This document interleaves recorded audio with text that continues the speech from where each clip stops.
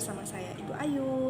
Nah, mumpung hari ini tidak terlalu sibuk dan ada beberapa hal yang ditanyakan oleh orang tua siswa, ya, kenapa sih anak saya kalau saya yang ngajarin itu susahnya minta ampun untuk mengerti.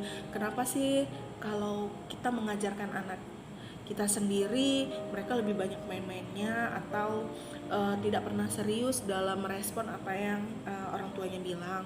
Ya, banyak pertanyaan atau keluhan-keluhan dari orang tua selama belajar online beberapa bulan ini. Untuk hari ini saya akan membagikan beberapa tips dan faktor-faktor apa sih yang menyebabkan anak-anak itu sulit mencerna pelajaran ketika orang tuanya yang mengajarkan, dan anak-anak kenapa lebih sering bermain ketika diajarkan orang tuanya. Oke, langsung saja.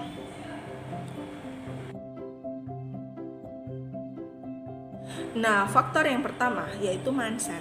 Nah, seorang anak sudah termindset dari awal dia sekolah.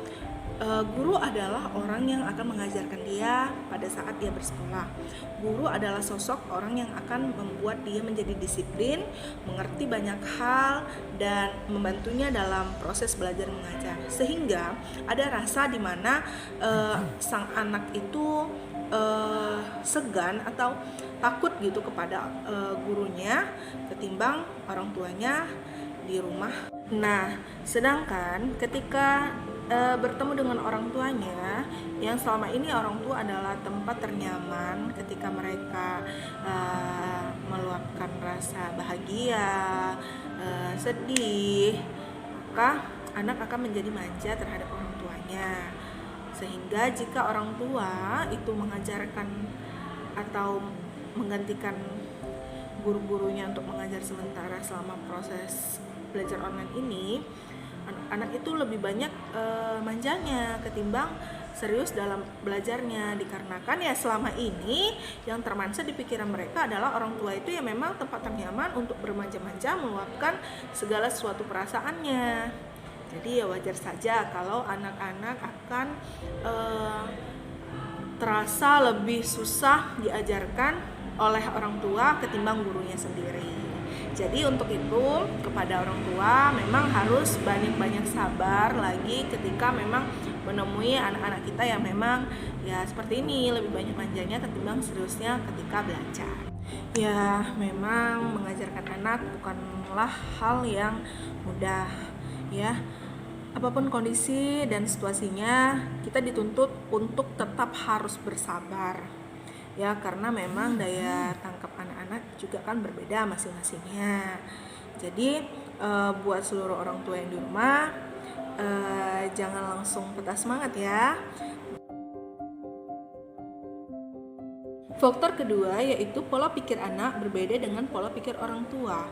Nah, anak usia 7-12 tahun itu biasanya jauh lebih mudah paham ketika mengenai pelajaran yang kita ajarkan ketika kita berikan contoh nyata terhadap mereka.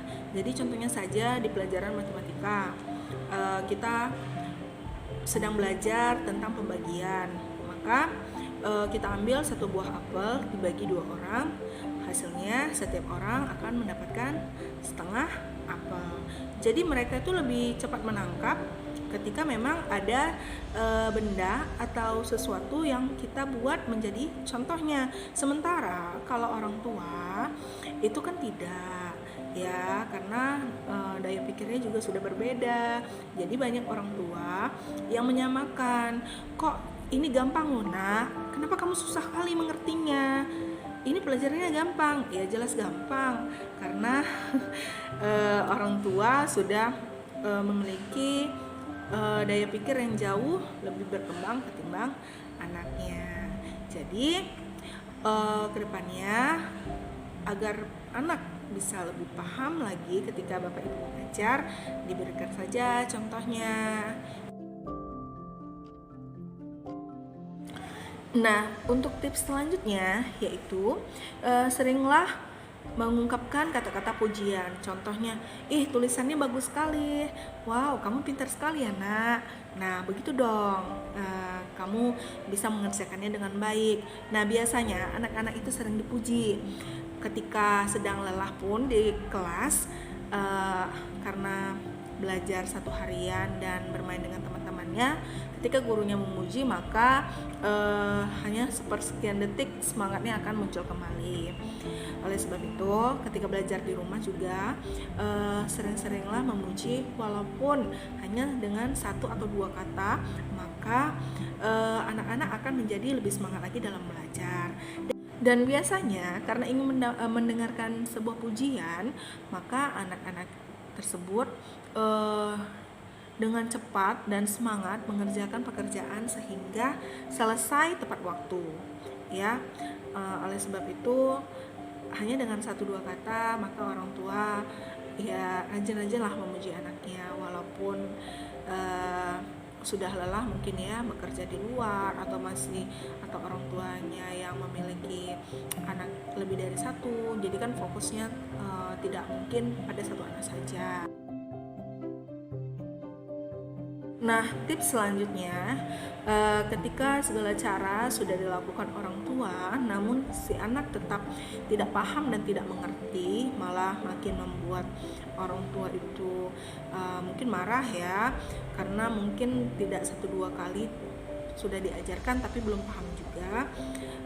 Daripada orang tua semakin marah dan anak juga semakin down, malah tidak bisa paham, maka orang tua konfirmasi saja langsung ke guru bidang studi atau wali kelas, agar guru bidang studi atau wali kelas bisa mengajarkannya secara langsung terhadap satu orang anak. Baik, itu saja tips dari saya. Nah, apapun metode yang kita lakukan untuk proses belajar online, namun tetap saja belajar tatap muka adalah proses belajar yang terbaik. Kita doakan semoga situasi semakin membaik sehingga kita dapat berkumpul dan belajar di dalam kelas lagi. Terima kasih. Terima kasih buat yang sudah nonton sampai selesai. Mohon maaf apabila ada kesalahan di susunan kata dan pengucapan yang salah. Semoga kita dapat bertemu di kemudian hari. Sampai ketemu di video-video selanjutnya.